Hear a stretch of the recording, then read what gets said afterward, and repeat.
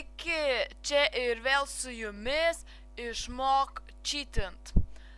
Taigi, dabar parodysiu, kaip reikia nuhackint, nucheatint, pavyzdžiui, Facebooko slaptažodį. Pavyzdžiui, čia dabar yra ne tai, kad ten parašai paštą kokį ir gauni iškart slaptažodį. Pavyzdžiui, tavo tėvai, draugai ar prie draugo kompo įeini, pavyzdžiui, Facebookan ir jie, kai parašo savo elektroninį paštą ir slaptažodį, tau atidaro, iš karto, žinai, būna išsaugoti slaptažodį. Tai va, dabar aš parodysiu, kas būna, kai žmonės išsaugoja savo slaptažodžius. Taigi, pavyzdžiui, įeiname į Facebooką, į facebook.com, tamo.lt, inbox.lt, į bet kur. Pavyzdžiui, įvedat belio kokį paštą ir žiūrite, ar išlis koks slaptažodis. Neišlenda, matot? Nors pas mane ant kompo Facebook'e nelabai bus, bet žinau, kur jau yra. Taigi, eikit. Čia pavyzdžiui, aš einu į tamo.lt, jūs eikit, kur, pavyzdžiui, kur galvojat.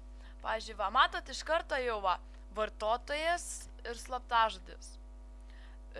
Bet aišku, aš dabar parodysiu, kaip padaryti. Pavyzdžiui, įeini puslapį ir prisijungimo vardas būna koksai nors, pavyzdžiui, teatralistas ir, pavyzdžiui, slaptažodis koks.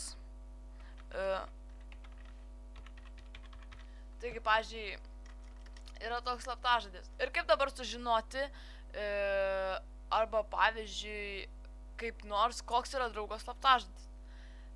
Aišku, jau iš karto jūs prisijungsite su tuo slaptažodžiu, bet aš rodau, kaip jį sužinoti. Spaudžiate taip, tuomet pažymėkite tekstą, paspauskite dešinį pelės mygtuką ir tirti elementą.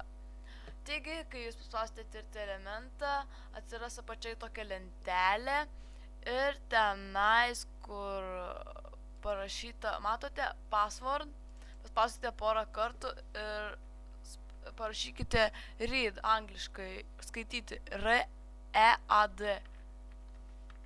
Tuomet paspauskite enter ir štai slaptažodis akivaizdžiai šviečia.